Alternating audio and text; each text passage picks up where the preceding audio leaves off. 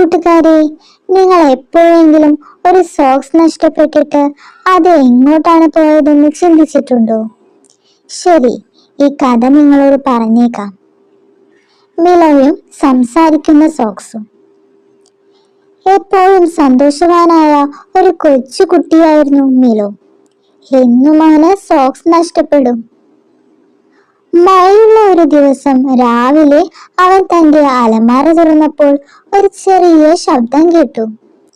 Hey, ഒടുവിൽ നീ എന്നെ കണ്ടെത്തി. മിലോ കണ്ണു ചിമ്മി.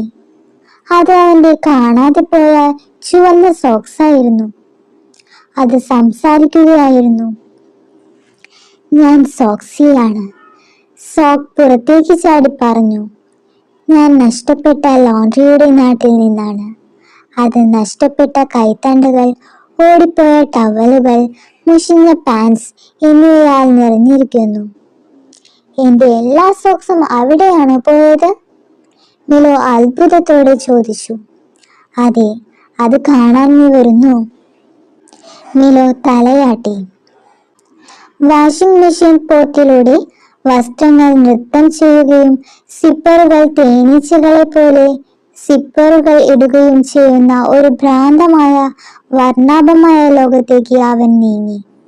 പാട്ടുകൾ പാടുന്ന ഒരു ലജ്ജാശീലനായ സ്കാർഫിനെയും ക്യാപ് ധരിച്ച ഒരു സൂപ്പർ ഹീറോ സെക്യൂരിറ്റിനെയും ഇനി ഒരിക്കലും മാച്ച് ചെയ്യാൻ ആഗ്രഹിക്കാത്ത ഒരു ജോഡി സോക്സിനെയും അവൻ കണ്ടുമുട്ടി. അവരുടെ അലക്കു പ്രശ്നങ്ങൾ പരിഹരിക്കാൻ മിലോ അവരെ സഹായിച്ചു.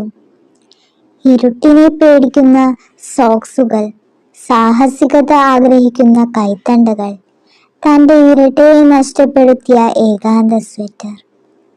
മടക്കി വെച്ച് ചിരിച്ചുകൊണ്ട് രസകരമായ ഒരു ദിവസത്തിനു ശേഷം സോക്സി പറഞ്ഞു. മിലോ, തിരിച്ചു പോകാൻ സമയമായി. പക്ഷേ ഇപ്പോൾ നിങ്ങൾക്കറിയാമോ, നഷ്ടപ്പെട്ട എല്ലാ സോക്സിലും ഒരു കഥയുണ്ട്. മിലോ തന്റെ മുറിയിലേക്ക് തിരികെ കയറി. കയ്യിലൊരു ചുവന്ന സോക്സും. അയാൾ പുഞ്ചിരിച്ചു. അടുത്ത തവണ എനിക്കൊരു സോക്സ് നഷ്ടപ്പെടുമ്പോൾ, അയാൾ പറഞ്ഞു, അതൊരു സാഹസിക യാത്രയിലാണെന്ന് എനിക്കറിയാം. കൂട്ടുകാരെ, എല്ലാ ചെറിയ കാര്യങ്ങൾക്കും, നഷ്ടപ്പെട്ട ഒരു സോക്സിന് പോലും ഒരു കഥയുണ്ടാകും. ഭാവന ജീവിതത്തെ മാന്ത്രികമാക്കുന്നു. ഒരിക്കലും ആശ്ചര്യപ്പെടുന്നത് നിർത്തരുത്. ഈ കഥ നിങ്ങൾക്ക്